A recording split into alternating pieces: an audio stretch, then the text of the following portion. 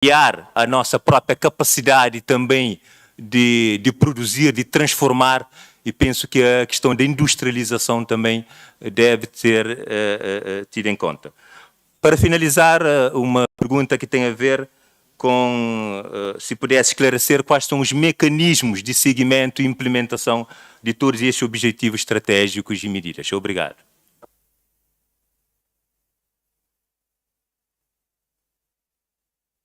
Thank you very much, honorable members, for your contributions.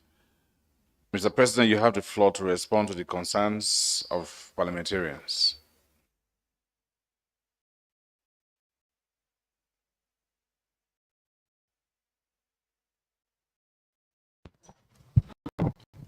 Thank you, Honorable Speaker and honorable members of Parliament, for your interest in what we have presented to you this morning. The two presentations, the one on the Commission's 4x4 strategic objectives, as well as the annual report of the community. I think there are certain very specific questions that I would perhaps ask that detailed response be provided in writing to members. Perhaps I need to do some reference checking there so that I can address the concerns of the honorable members adequately and properly. So I would want to seek your indulgence in this area. But let me just try as much as I can to give a general overview or general response to some of the questions. And I would ask my colleagues, Her Excellency the Vice President, the commissioners and directors who are here, to chip in with regard to some specific areas that might fall under their purview. The Honorable Kolawole asked the relationship we having with the African Union and whether what we are doing or what African Union is planning to do will not overshadow or subsume, if I may use his word, ECOWAS. Well, I think we need to understand that ECOWAS is just a pillar of the African Union. So certainly what we do is a question of subsidiarity. We are doing what we're doing at our level. And the whole idea is for all the regional economic communities to undertake integration at their level that will eventually lead to continental unity, continental union, continental integration. So it is normal to see a semblance of, I wouldn't call it duplication, but similarity between what the African Union has in its programs and what we are doing here. In a sense, ECOWAS and all the other regional institutions are implementation arrangements of the African unity that we are all working towards. So it's not a question of us being overshadowed or subsumed, but it is a question of us doing what we're supposed to do in a subsidiarity arrangement. African Union is at the top and we are at the lower level. And even if you look at the regional level, there are certain decisions that are taken at the regional level which governments are supposed to do at the ground level. So that subsidiarity is what creates this sort of similarity. The Honorable Daudu raised questions regarding Wahoo and some of the statistics that he sought some clarification on. Now, for the number of diseases, what we said is that the number of disease outbreaks in the region declined from 644 to 186 in 2022. So in a sense, disease outbreak of diseases declined by 71%, and that's what the report is saying. If you require details and additional information on this area, we will ask Wahoo, if the representative is not in the hall, to get you additional information. On COVID, what I can say is that certainly there might be some different practices in the region, but we know that now in the sub-region, fully vaccinated travelers are allowed to enter without the need for testing on arrival. This is across the region. And those that are not fully vaccinated are requested to present negative PCR to ensure that they meet with the health regulations. Honorable Tunkara certainly commented extensively on the challenges we face as a region, the challenges in the area of peace and security, the challenges identified under the 4x4 strategic objectives, the African continental free trade area, single currency, inclusivity, as well as sustainability. So I fully agree with his observations in these various areas, and I think they informed the Commission's 4x4, and in our judgment, this is one way of addressing some of those serious challenges. Honorable Samba did talk about human resources that may help us deliver on some of these strategic objectives and the overall regional integration project. He made the recommendation that in addition to the countries in transition, we do need to look at countries that are gearing up for elections, and from if I can recall, we have a number of countries that are gearing up for elections in 2023.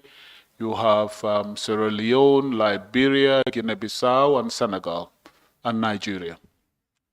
Now, all these countries, as you all know, benefit from ECOWAS's support and ECOWAS's interventions in terms of election observations, not only during election days, but much before election, ECOWAS engages the governments, engages with the election authorities, communities, states, and local governments. So that support will continue, just as recently as yesterday, I signed off on intervention or support in Nigeria here that will go to the tune of $1.5 million in order for ECOWAS to be fully engaged in the election observations, election monitoring here in Nigeria, with a personnel of close to 250 personnel to work in all the states in Nigeria. The Honorable Samba also did talk about non-tariff barriers, need to use early warning centers. I fully agree with him. Certainly the early warning centers have been established in all our countries just to enable us to take note or to take immediate action before any incidents breaks out. And the early warning centers are not there just to look at political issues. They are looking at other issues, including ecological and environmental issues that can trigger problems. You see, so far it seems what we have been dealing with is are just symptoms. And the early warning centers and early warning processes are there to help us look at the root causes of some of these challenges. If you look at the herder farmer crisis in some of our countries, we might be addressing the symptoms, but the root causes cannot be divorced from ecological crisis. You have people who are unable to stay in their communities because their livelihoods have been threatened. So, and this is due to ecological and environmental crisis that we are all faced with. So the early warning centers are there to look at all these things so that they will enable us to address them in a more comprehensive manner. The non-tariff barriers to our regional trade, I mean, we can spend the whole day here talking about those. It is a serious problem, and we need to address them properly. You have structural issues, which are also non-tariff barriers. If you want to ship, a study done by the UN ECA not long ago showed that this is not limited to West Africa alone, but to the entire Africa. If you want to ship a vehicle from Addis to Abidjan, it will cost you almost 3 times what it will cost you to ship the same vehicle from Japan to Abidjan. And I can tell you what you would pay for your shipment from Lagos, so perhaps Bissau, would be more expensive than the cost what you will pay for the same shipment from perhaps Asia to Bissau. So these are structural issues, and we need to address them. In addition to that, you also have all these bottlenecks on the roads, where roadblocks are created artificially and then disturbing the free flow of people and goods, which leads to more expensive transactions. It leads to transaction costs and to lack of competition in our region. I mean, we do cite examples like Mali, which produces a lot of livestock, could supply most of our regions, most of our countries with meat. But perhaps it shouldn't surprise anybody that the beef from Holland might be cheaper in supermarkets in Dakar and Banjul than beef from Mali. So you have all these things. There are other structural issues, including international structural issues, subsidies in the South, in OECD countries, but we cannot downplay the importance of non-tariff barriers. Honorable Jibot asked many questions indeed, and very pertinent questions. I think some of them will require additional response from the Commission in the form of writing, if that is possible. But he did raise issues as to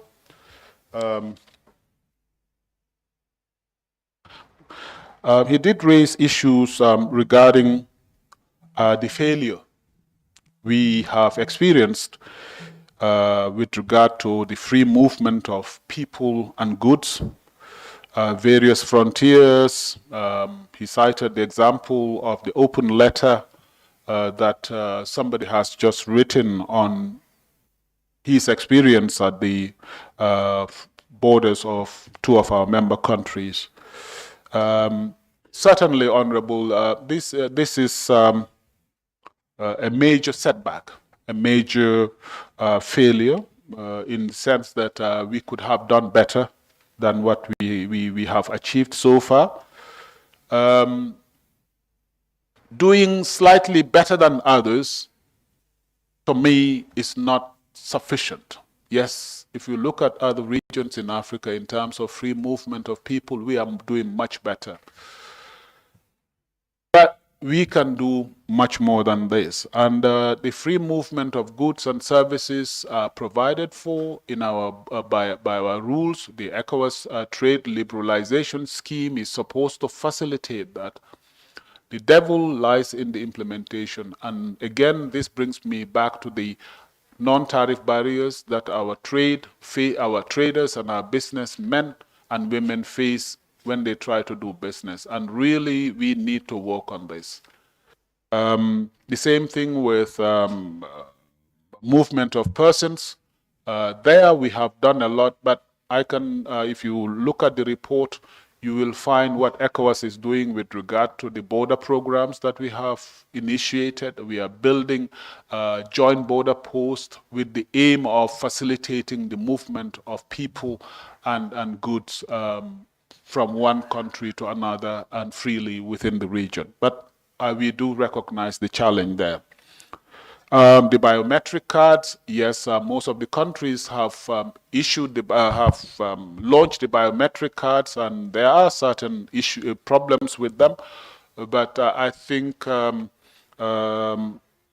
those problems will be resolved with the political will. And we're happy that you're raising this, and we will ensure that in our subsequent meetings, we do notify the council as well as the summit about some of the challenges that citizens are facing, citizens who are holding the biometric card. But let me use this opportunity to appeal to the members of the House to sensitize citizens about the need to hold biometric cards. Old cards need to be replaced by biometric cards, because I have been informed about instances where citizens arrived with old cards at border posts, and we are not allowed to cross because they were supposed to be holding biometric cards, not the old cards. So, honorable members, please sensitize members of your constituency to the need to securing the biometric cards.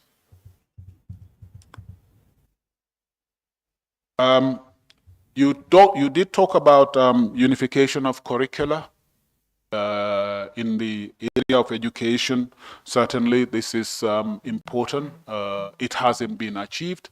There is a degree of unification in some countries, like in the WIAC countries that are using the West African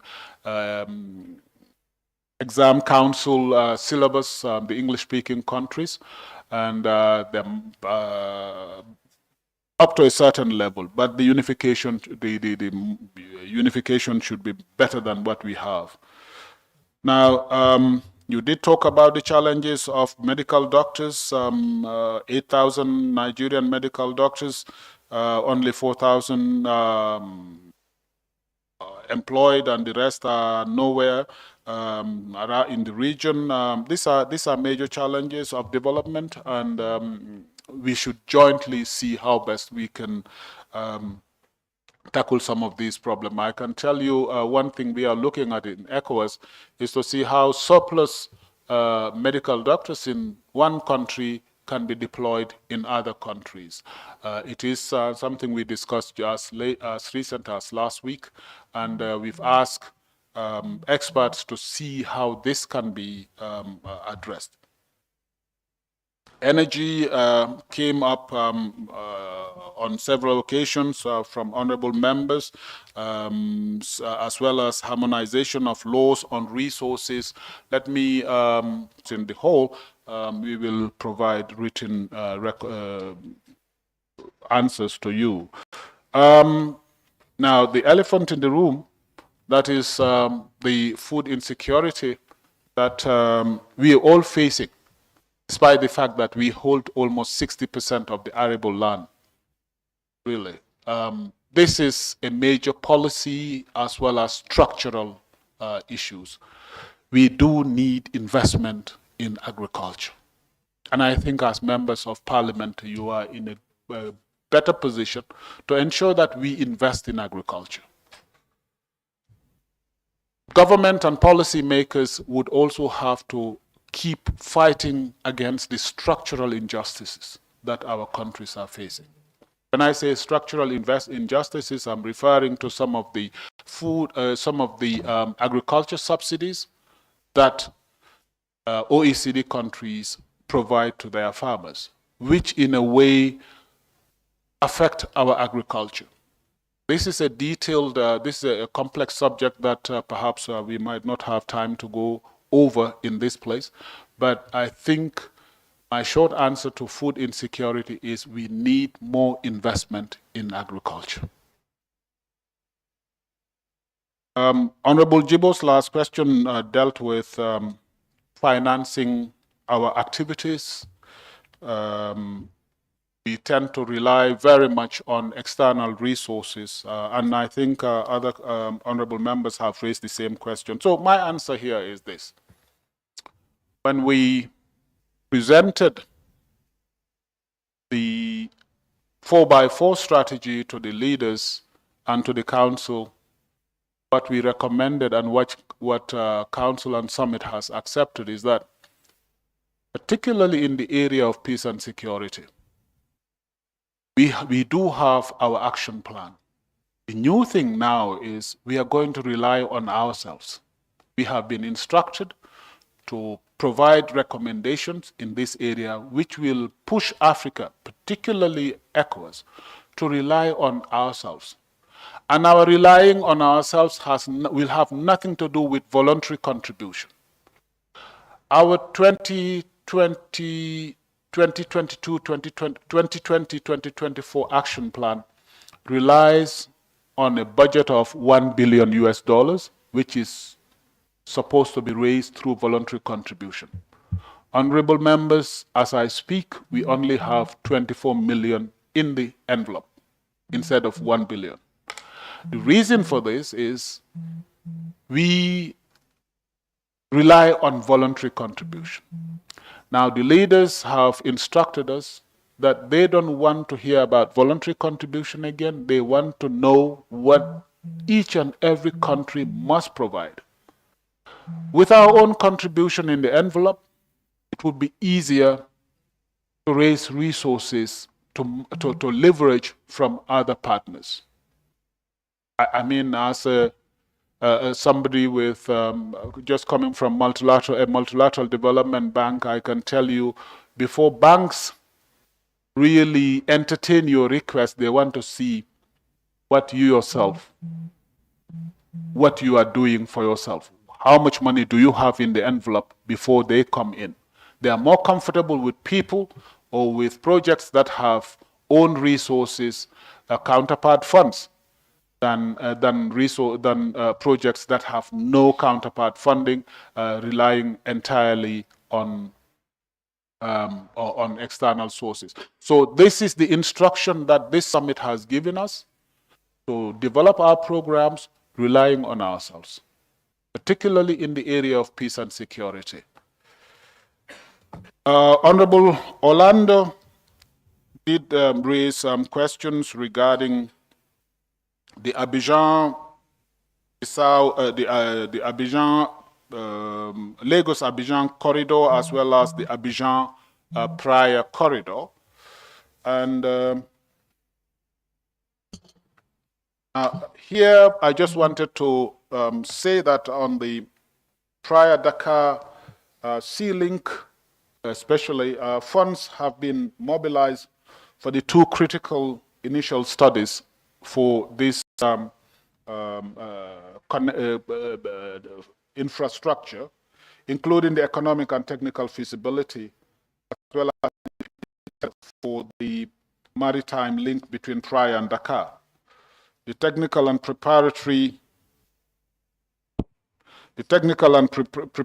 studies for this project has commenced with the procurement of consultants, and this process is ongoing. So what we're trying to say here is that we're not looking at only the inland infrastructure, but then the project includes maritime connectivity, which is under study as I report to you today.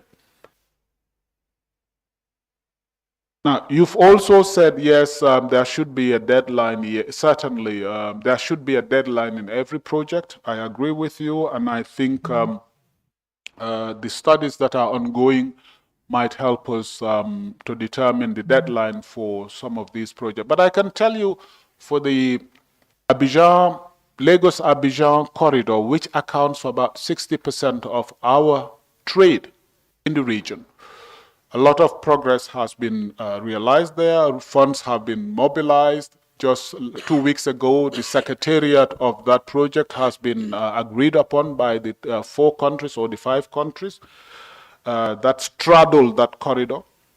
And we do hope that a lot of progress will be registered very shortly.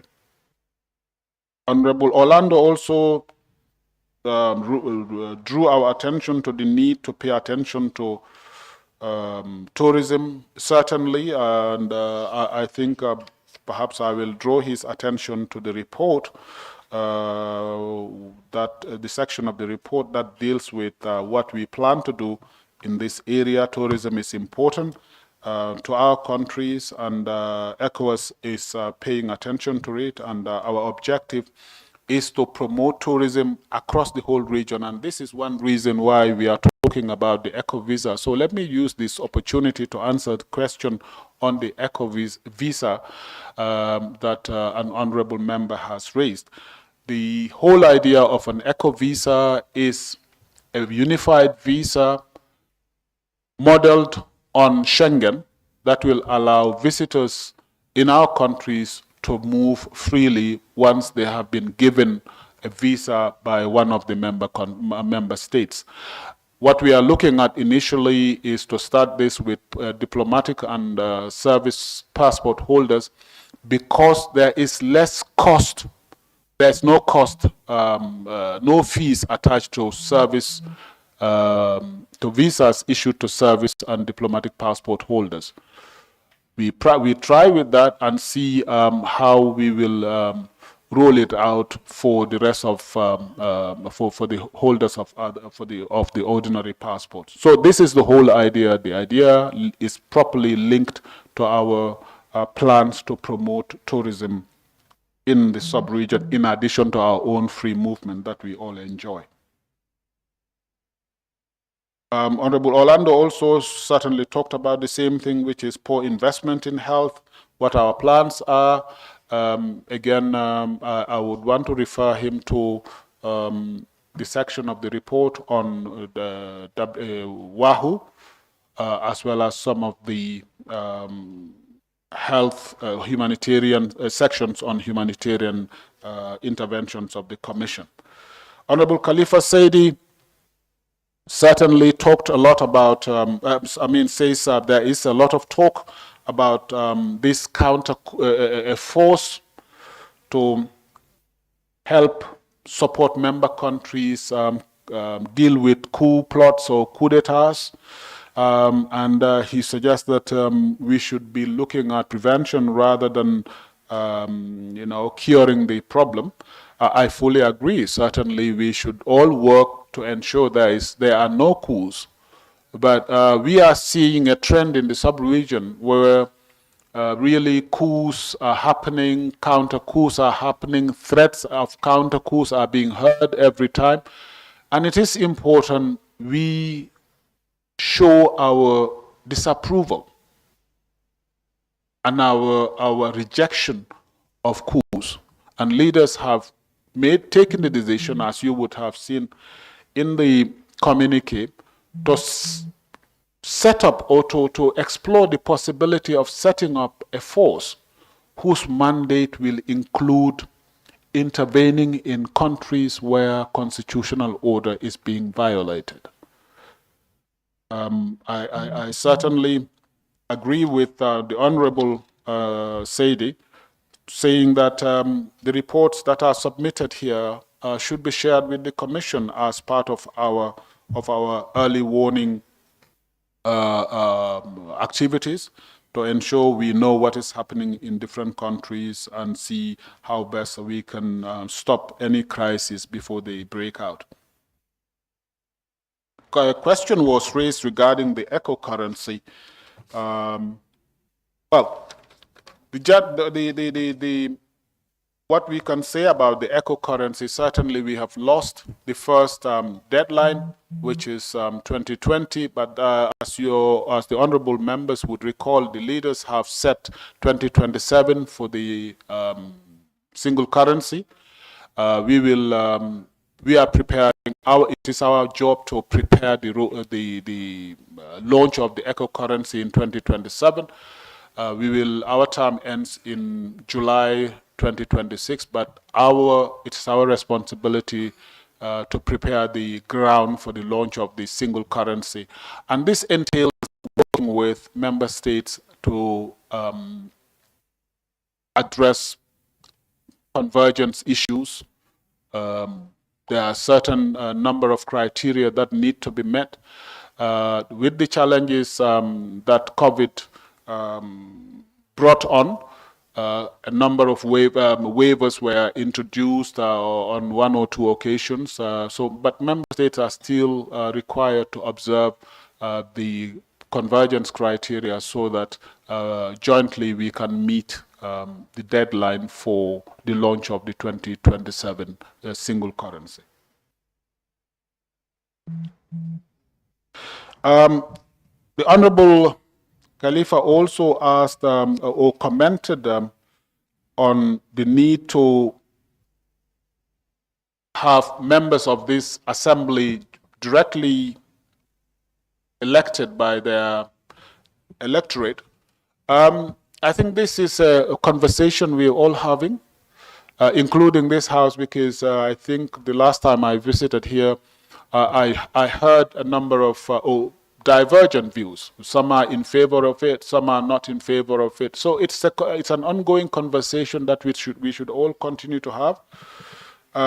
Certainly, it would require a lot of resources, but I think once consensus is reached, the resources will be found, and it is the ultimate objective, because I think, as you know, every fora or assembly like yours goes through different stages. You go through advisory stages, consultative stages, to legislative stages, and maybe to a full legislative status. So at the moment, we are at an advisory level, advisory stage, and over time, perhaps some legislation authority would be given, and over time, perhaps a full legislative mandate might be acquired, and this would perhaps culminate in being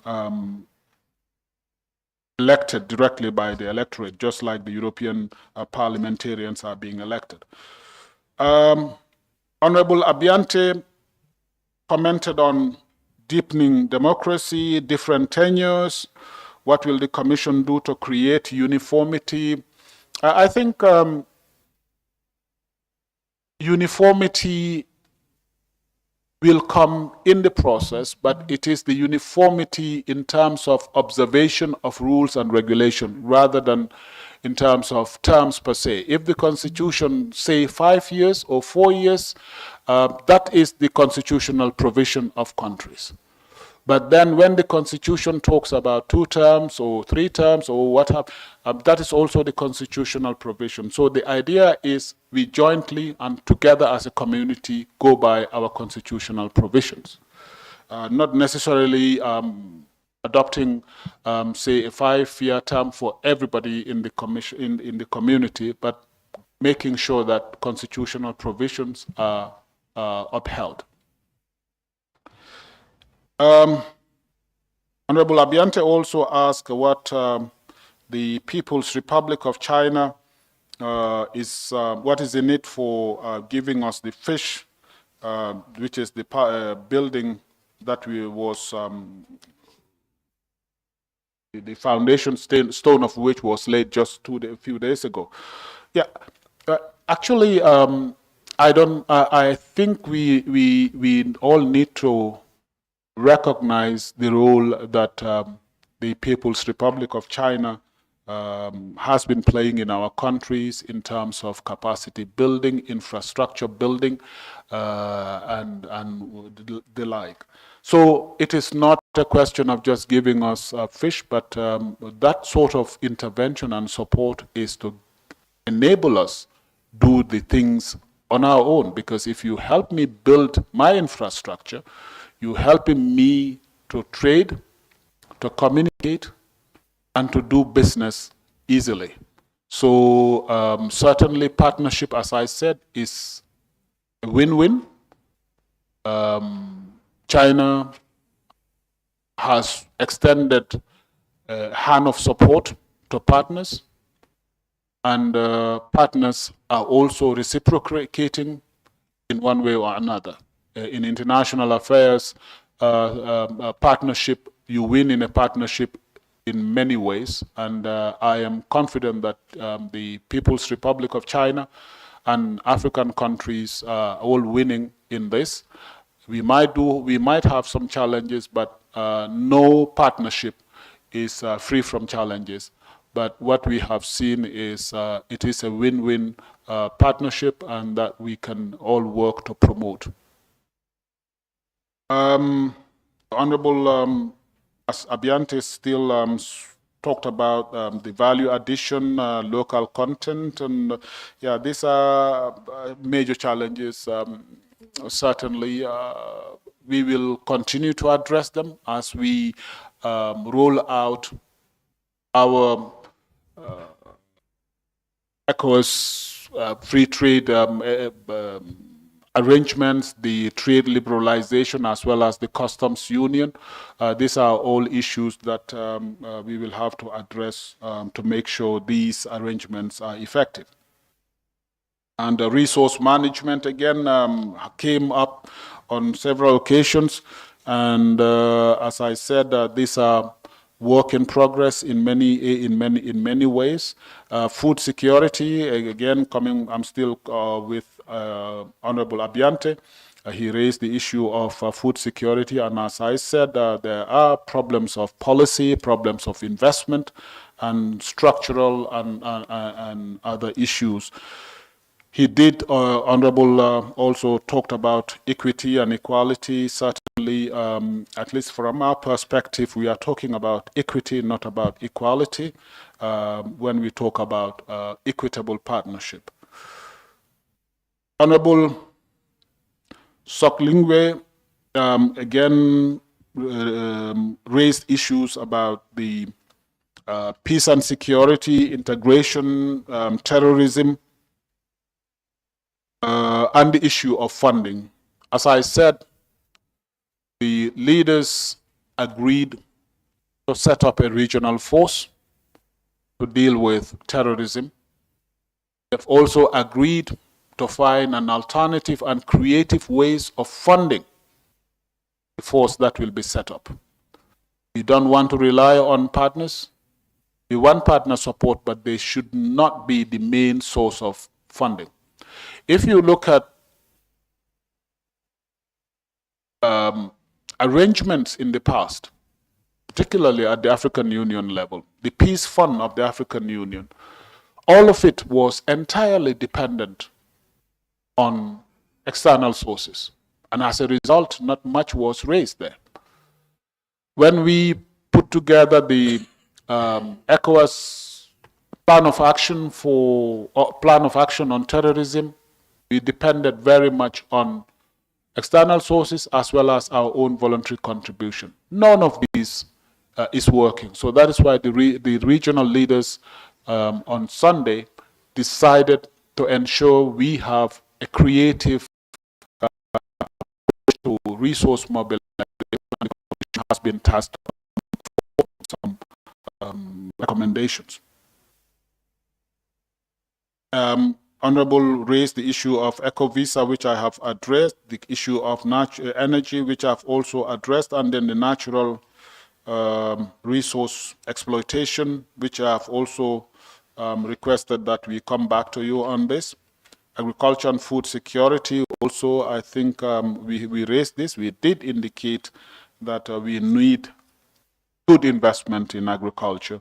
and you as parliamentarians, your role in this is critical to ensure that budgets presented to you give sufficient attention to agriculture and food security. We can't just continue to rely on imports, particularly of simple things as cereal, when our land is there, water is there, and everything. So really, it's a question of choice. We need to really have sufficient policy that will enable us to invest sufficiently in agriculture. Again, I'm not saying investment in agriculture is enough. There are structural issues that we need to address. And I did make reference to subsidies in other countries which are unfair, and they should really be addressed. And in addressing those unfair farm subsidies, we should be mindful of their impact on net food importing countries. This has been a debate for a while, and it should continue until we resolve this problem. Honorable Massaquoi did talk about the single currency, which I think I have addressed. ECOWAS Vision 2020 and the single, I think I have addressed this one. Yes, he has also talked about the issue of communication, the issue of roaming. I think these are important points that we will take with us and see what can be done in this area. Our technicians are taking note of this to see what ECOWAS can propose to member states that's in line with best practice. You did talk about the traumatizing effect of coup d'etats in our countries, and certainly coup d'etats are traumatizing, and traumatizing not only to the countries that are undergoing coup d'etats, but countries that are also in the region. You did talk about Burkina Faso and other countries. Certainly, just less than 10 days ago, I was in Burkina Faso, and we received updated information on the situation in the country, where you have 50% of the country out of the control of the state. You are serious. You are having a serious problem, and this is not any hearsay or any rumor. This was given to us at the highest level. This information, 50% of the country out of the control of the state. That is a threat to all of us, because Burkina Faso is bordering all our countries. It's part of us, and it's bordering other coastal states. So it's not a question of the Sahel facing terrorism. It is Africa facing terrorism. And this is why the leaders have taken the decision to form a force, a regional force, that will help member states address terrorism. In addition to that, they have also accepted or agreed to support frontline countries. Burkina Faso recently has recruited about 90,000 volunteers. They asked for 50,000 volunteers, 90,000 volunteers showed up. So this challenge now is to train those and to help with equipment so that the country can face the threat that is facing them, as well as the entire region. Now, there are certain risks we need to be mindful about. In as much as the leaders want to support Burkina Faso to face, or Burkina Faso or any country to face terrorism, we need to be mindful about the proliferation of small arms, particularly with civilians who have not been trained. So these are some of the risks that the leaders have raised, and everything should be done in the right cadre. I think the situation in member countries, I just want to say this. We as a commission have our representation in many countries, in all our countries, if I'm not mistaken. At the moment, we don't have, it's only in Senegal where we don't have an ECOWAS mission. And the job of these missions is to help us understand what is happening in the countries. So we do have our presence in those countries, even where we don't have the normal resident reps. We do have other institutions there, and they provide regular information to all of us. So in response to Honorable Masakoi's question regarding fielding missions to our member countries, I just want to assure you that we do have presence in all our member countries, and they are providing us with updated information. We do have early warning centers that provide sufficient information. Honorable Carlos, you did say indeed there are many objectives. No, I don't think there are many objectives. There are many activities that fall under the 4 objectives. We have only 4 objectives. If you look at the strategic objectives, there are only 4. Peace and security, regional integration, governance, and development. These are the 4 objectives. Now, each of these objectives require a number of activities, and those activities certainly. But then if you look at them, all these objectives lead to one thing, and that is to the ECOWAS Vision 2050, ECOWAS of the people. So what we have done is to look at the vision we have found here, agreed to by the leaders, and we have charted our own set of actions that we think we can do to help us move closer to that vision. And the 4 strategic objectives we have identified are supposed to help us move towards that vision 2050. So it's only 4 strategic objectives, just the activities, and the activities are rolling. They are not static. And I can tell you, whoever takes over from us, it is a question of jumbling the objectives, but you cannot go out of those 4 objectives, because this is what the region is all about. You did ask a question about transparency and corruption. Again, if you look at our good governance, what we have before you is just an outline of our strategic objectives. The details are provided elsewhere. What you have is not exhaustive, so everything we plan to do is not included.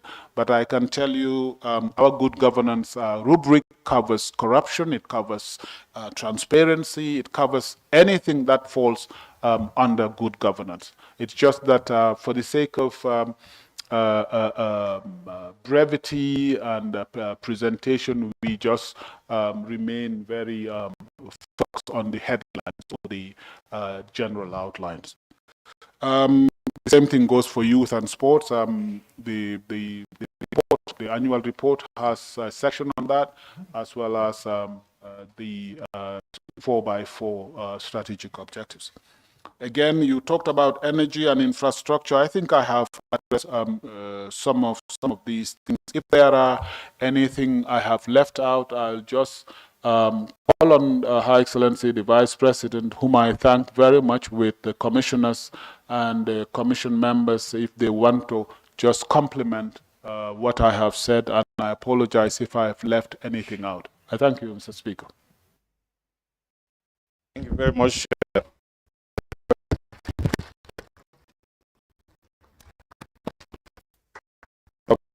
The Honorable Vice President.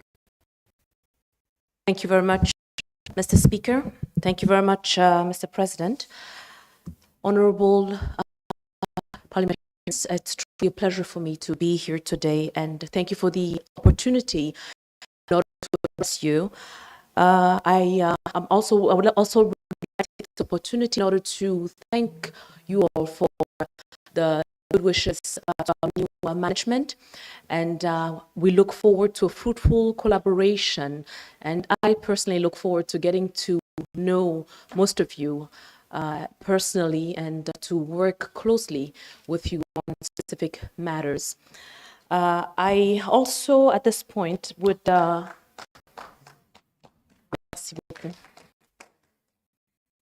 I would like to follow up with the presentation made by His Excellency, Dr. Omar Toure. He's covered pretty much most of your questions, but just to go over a few items that had been that had a few remarks that were made regarding early warning, for example.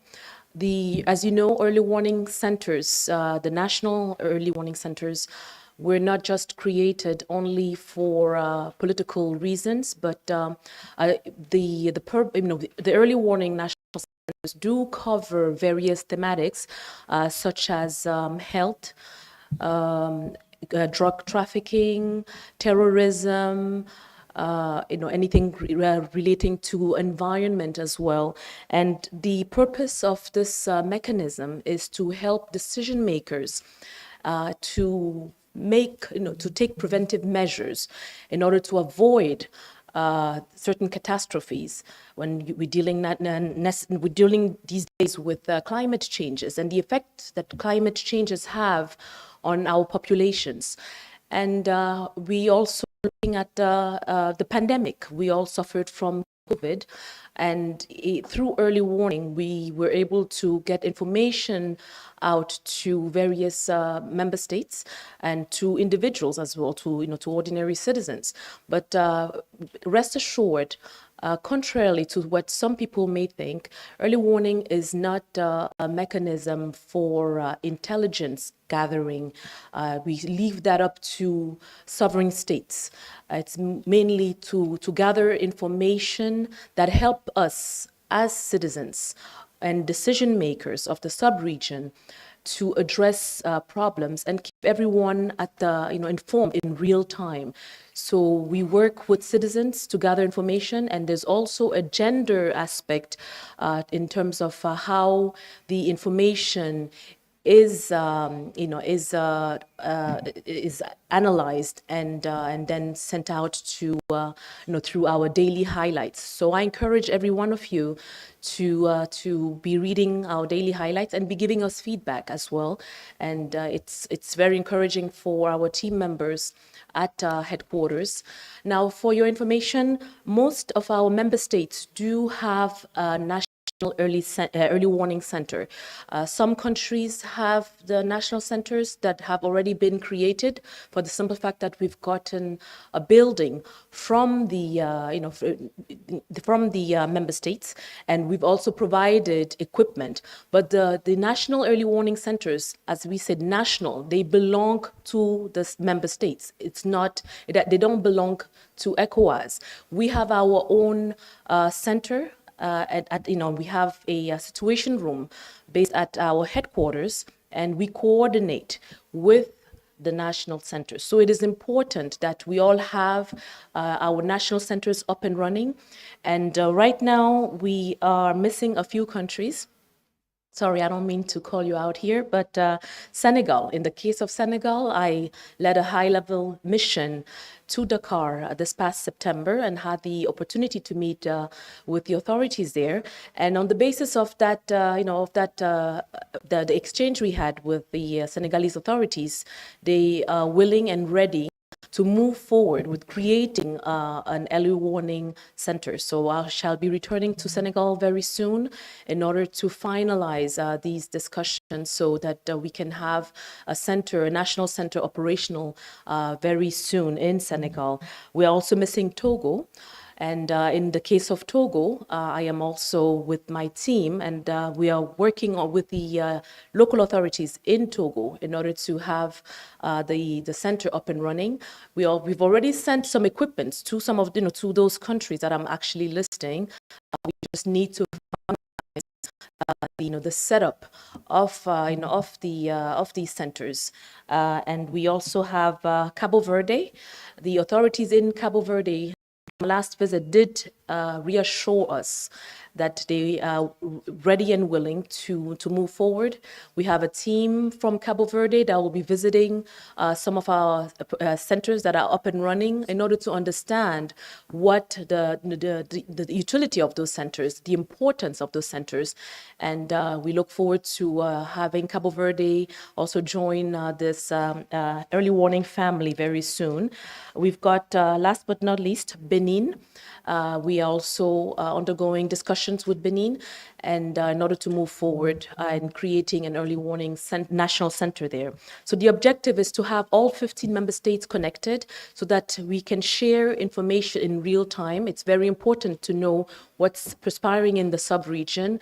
As you all know, information is key. It's important to have real-time information. So, because with everything happening in our sub-region, anywhere from health to terrorism, to natural disasters, it's it's important that we all keep abreast of the information and that we all share this information. So it goes to the point of the honorable member of parliament from the Gambia, I believe, who referred to early warning as a tool, as a preventive tool. And I thank you for making that comment and therefore encouraging other countries that are still lagging behind to join it. I also would like to focus on the Human Capital Development Project that my office is managing. The Office of the President is in charge of the Human Capital Development Project that we are implementing in collaboration with the Bill and Melinda Gates Foundation. As some of you rightfully mentioned earlier, we need to, we need to be able to finance our development projects. It gives us more credibility vis-a-vis to our donor partners, to our donor agencies, our development partners. But when you need help, well, you do with what you have, and you make the best out of it. Now, in terms of human capital development, the program aims to get our member states to all develop their own local, national strategies in order to help us close the social gap by helping our population, members of our population, to develop skills and provide necessary educational tools, and and also providing health services, thus allowing our citizens to to be productive members of their respective societies. So the human capital development also has a gender component and also has a youth component to it. Unfortunately, through this project, we have all our countries in the sub-region have not developed their own national strategies. Although through this project, we are providing them with both technical and financial support, allowing them to, helping them to develop their strategies. First of all, let me backtrack here. The first phase of this project was to help us as a sub-region have a regional strategy. And now through the regional strategy, have individual member states develop their own strategy, help pull all of us in the same direction. So it's a work in progress, and it's important, and that I would like to urge you as representatives of all of these member states of ours to get them to participate in this project.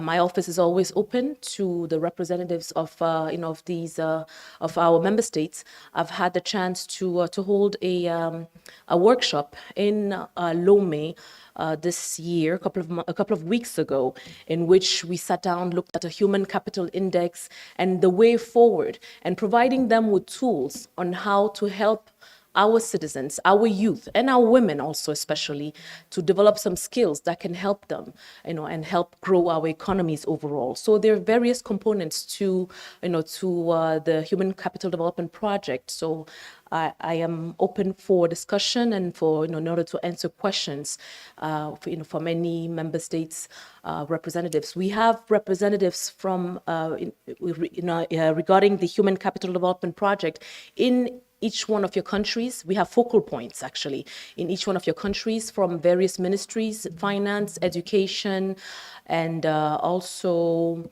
finance, education, and I can't remember the third one, but just to let you know that we have been working closely with your member states, and but you have to urge them to take an active part in these projects so we can help ourselves, help each other, and see what the best practices are in other countries. Because some countries, of course, are ahead of others. Some countries have put together some very effective programs that are making a difference, that are indicating that there is a progression in terms of human capital development in those countries. And we would like for all of our member states to follow suit and move in the right direction. Now, with that said, I believe this would be the end of my comments, and I yield the floor. Thank you very much, and for your understanding and for following. Thank you, Vice President. Mr. President, are you done? You have anything else to say?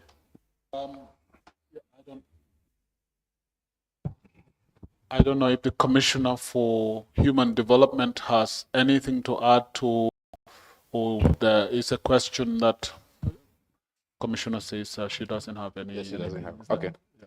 Right. Thank you very much. Thank you very much. Thank you. Thank you very much, Mr. President.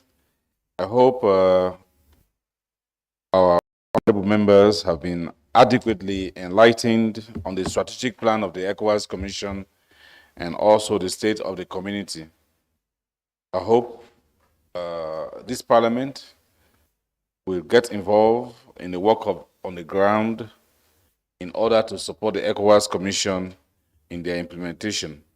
Once again, I would like to thank the President of the Commission, the Vice President, as well as commissioners and directors who have accompanied him for shedding light on the strategic planning and various community activities and programs. Thank you again, Mr. President.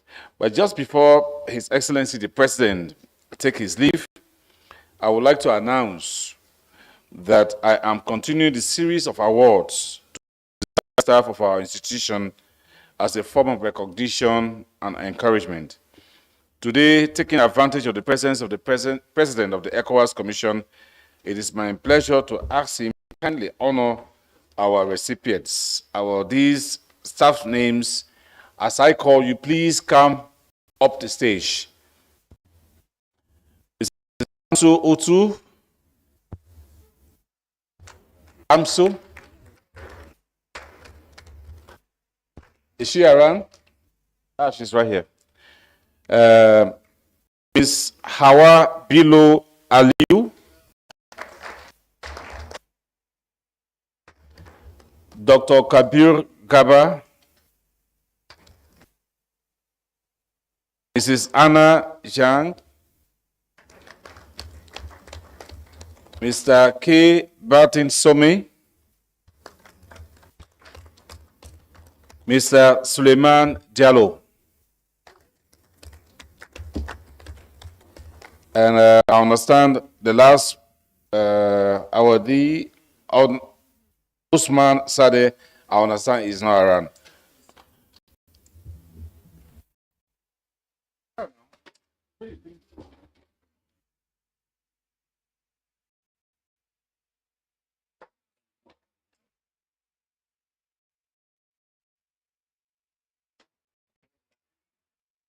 Director Sumi. Mr. K. Bartin Sumi is our Director of Parliamentary Affairs and Research.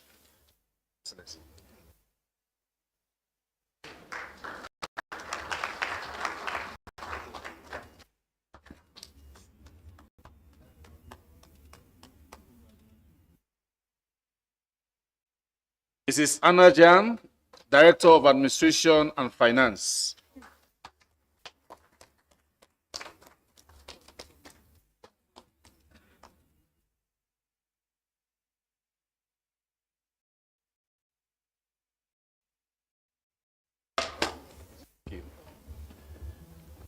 Dr. Mohammed Kabir Gaba, Bureau Manager and Head of Strategic Planning.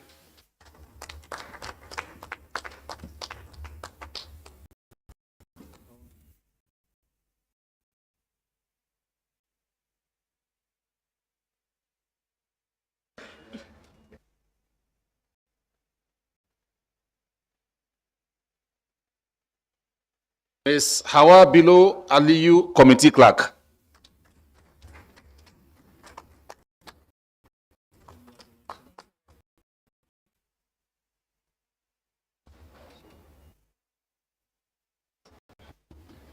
Mrs. Kamsu Utu, Conference Assistant.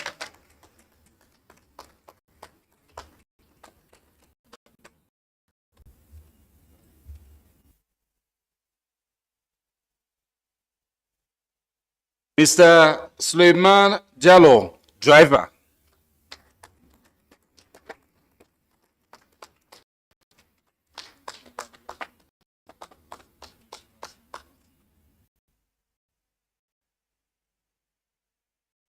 Thank you. Thank you very much, Your Excellency.